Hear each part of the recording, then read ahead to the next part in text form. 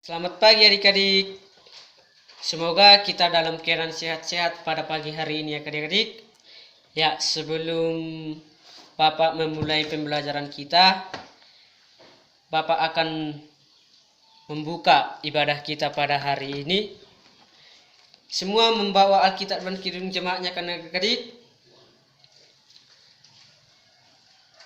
Kita angkat lagu pujian untuk Tuhan. Kita bernyanyi dari Kidung Jemaat nomor 249. Nomor 249. Sudah dapatkan adik-adik? Kita nyanyikan satu ayat saja. Serikat persaudaraan 1, 2, 3 ya. Serikat persaudaraan berdirilah teguh, sempurnakan persatuan di dalam Tuhanmu. Bersama-sama majulah, dikuatkan iman, berdamai bersejahtera, penuh pengasihan. Mari kita berdoa. Terima kasih Bapa, terima kasih Yesus buat penyertaan-Mu Bapa, hingga kami merasakan napas kehidupan yang daripada Engkau Bapa. Bapa, sebentar lagi kami akan memulai pembelajaran kami Bapa. Engkau berkati mulai awal, pertengahan hingga akhirnya nanti Bapa. Kami serahkan di dalam tangan pengasihan-Mu. Kami berdoa dan mengucap syukur. Haleluya. Amin. Ya adik-adik, sebelum Bapak memulai pembelajaran kita, Bapak akan mengabsen terlebih dahulu. Dengarkan nama-namanya ya adik-adik. Yang pertama, Yando hadir. Yang kedua, Ando hadir.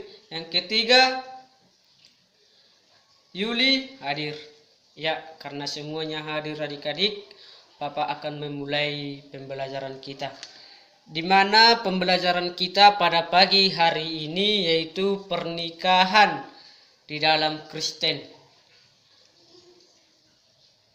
Sudah sering kita dengarkan adik-adik pernikahan di dalam Kristen ini. Baik, kita akan membahas yang namanya pernikahan yang baik di dalam Kristen. Siapa tahu di sini tentang arti pernikahan adik-adik? Ya, pernikahan itu adalah sudah dirancang sedemikian rupa yang akan dilaksanakan pada hari hanya. Yang pertama itu dalam pernikahan adanya saling mengasihi antara laki-laki dan perempuan. Baik adik-adik, saya mau bertanya kepada adik-adik, bisakah orang Kristen tidak menikah? Ya, sebagian ada menjawab tidak bisa dan sebagian menjawab bisa. Sebenarnya dalam agama Kristen ada juga yang tidak menikah karena dia lebih melayani Tuhan dengan sepenuh hatinya. Padahal Tuhan mengatakan, beranak cuculah dan penuhilah bumi ini. Ya kan adik-adik? Oke, kita akan membahas pernikahan di dalam Kristen. Dengarkan ya adik-adik. Pentingnya persiapan pernikahan di dalam Kristen. Selaku orang muda, kita pun memikirkan dan mempersiapkan suatu pernikahan yang baik dan memiliki kehidupan keluarga yang berkenan kepada Tuhan. Selagi kita masih muda, kita sudah bisa merencanakan yang namanya pernikahan. Ya adik-adik, ya. Banyak sekarang orang muda, orang dewasa, bahkan sampai remaja yang sudah menikah dalam Kristen. Contohnya, kita lihat dalam lingkungan sekitar kita. Sudah ada remaja yang sudah menikah. Itu mengapa terjadi hal demikian? Karena dalam pergaulan bebas, si anak tersebut tidak memikirkan yang namanya kecerobohan. Yang penting dia melampiaskan nafsunya kepada pasangannya tersebut. Padahal Tuhan tidak menginginkan hal seperti itu. Makanya selagi kita pemuda-pemudi Kristen, kita harus memikirkan yang namanya pernikahan yang benar di hadapan Tuhan. Jangan kita mengecewakan Tuhan dengan pernikahan yang tidak baik di hadapannya. Beberapa hal yang perlu kita pahami dalam persiapan pernikahan Kristen. Yang pertama itu pentingnya suatu pemahaman yang benar tentang pemahaman Kristen. Yang kedua, perlunya persiapan yang memadai. Yang ketiga, secara teknis. Dalam secara teknis ini dibagi dua bagian. Yang pertama itu persiapan jangka panjang dan yang kedua itu persiapan jangka pendek. Hakikat pernikahan Kristen. Pada dasarnya, tujuan hidup kita sebagai manusia adalah mencapai suatu kebahagiaan dan kesetiaan,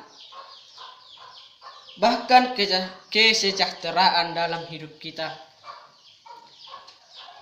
Pernikahan pada hakikatnya adalah mencintai dan ingin membentuk suatu kehidupan bersama secara tetap, memiliki yang sama, yakni ingin saling membahagiakan, dan kalau diperkenankan Tuhan memiliki keturunan. Ya, kita pun menikah harus ada persetujuan dari Tuhan. Banyak orang yang menikah di luar sana tidak mempunyai keturunan.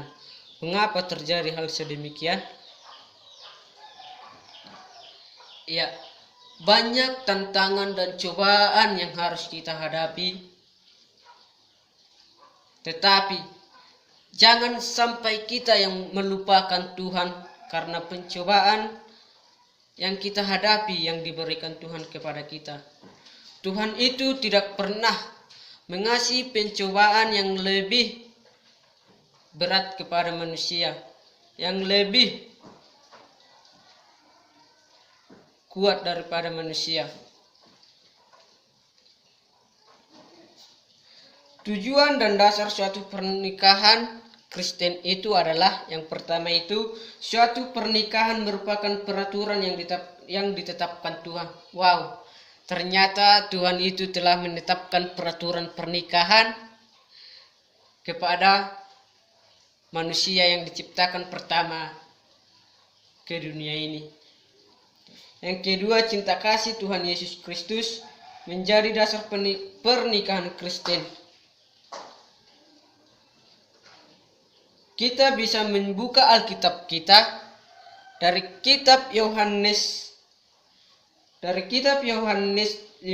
ayat 9 sampai 17. Dan kita bandingkan dengan Efesus 5 ayat 23 sampai 33. Yang menjadi dasar kehidupan pernikahan keluarga adalah cinta kasih Tuhan Yesus Kristus kepada gerejanya. Suami dan istri dipanggil untuk saling mencintai secara timbal balik, secara total menyeluruh, kemauan untuk saling memberi dan menerima.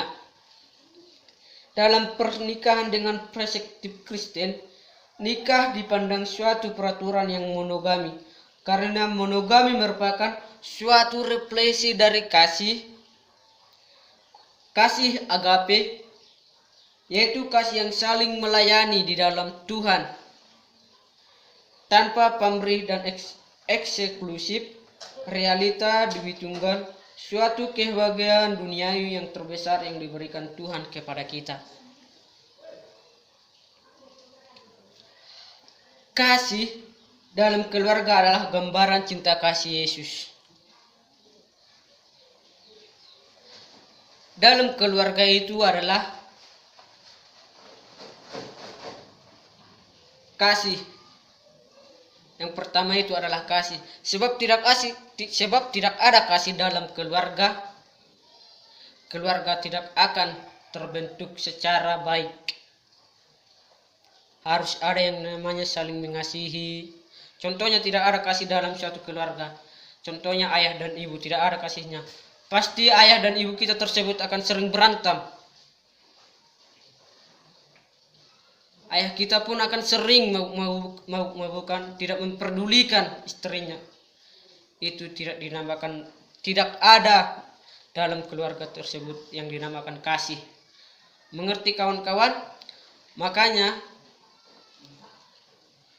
dalam Kristen itu pernikahan harus dipikirkan secara matang-matang dan tidak bisa melakukan pernikahan kalau tidak dipikirkan secara matang-matang. Banyak kita lihat sekarang ini masih di bawah umur udah menikah. Itulah mereka tidak memikirkan keluarga mereka dalam kehidupannya. Mana tanggung jawab seorang ibu, mana tanggung jawab seorang anak, mana tanggung jawab seorang ayah. Dalam suatu keluarga, tanggung jawab ayah adalah hal yang paling berat dalam keluarga. Makanya saudara-saudaraku, teman-temanku sekalian, kita harus memikirkan yang namanya pernikahan Kristen yang baik dan pernikahan yang diharapkan oleh Tuhan Yesus Kristus. Demikianlah perjumpaan kita pada hari ini adik-adik. Bapak akan tutup. Ya adik-adik, sebelum kita menutup acara pembelajaran kita pada hari ini, Bapak akan mengajak kalian untuk bernyanyi dari Kidung Jemaat nomor 240B. Silahkan dibuka Kidung Jemaatnya adik-adik. Ya, kita nyanyikan. Datanglah ya sumber rahmat, 1, 2, 3 ya. Datanglah ya sumber rahmat, selaraskan hatiku, menyanyikan kasih selamat yang tak kunjung berhenti. Ajar aku mada indah, gita balai surgamu, aku puji gunung kokoh, gunung pengasihanmu. Baik adik-adik, untuk menutup perjumpaan kita pada hari ini, mari kita bawakan pembelajaran kita ke dalam Tuhan, supaya apa yang kita pelajari pada hari ini dapat berbuah dalam kehidupan kita sehari-hari. Mari kita berdoa adik-adik. Terima kasih Bapak, terima kasih Yesus buat penyertaan-Mu Tuhan hingga pada pagi hari ini Tuhan. Tuhan, kami telah siap mempelajari pelajaran kami Bapak tentang pernikahan di dalam Kristen Tuhan. Semoga apa yang kami pelajari pada pagi hari ini Tuhan dapat bertumbuh dan berbuah di dalam kehidupan kami sehari-hari Bapa. Begitu juga Bapa kepada orang tua kami, berikanlah kepada mereka kasih-Mu Bapa, supaya tercipta, supaya dapat memuji dan memuliakan nama-Mu Bapa. Bapa, banyak dosa yang kami perbuat sengaja maupun tidak sengaja Bapa. Mohon ampunkan kami dari segala dosa dan kesalahan kami. Terpuji dan termulia nama-Mu Bapa, hari ini, esok, kekal sampai selama-lamanya. Haleluya, amin.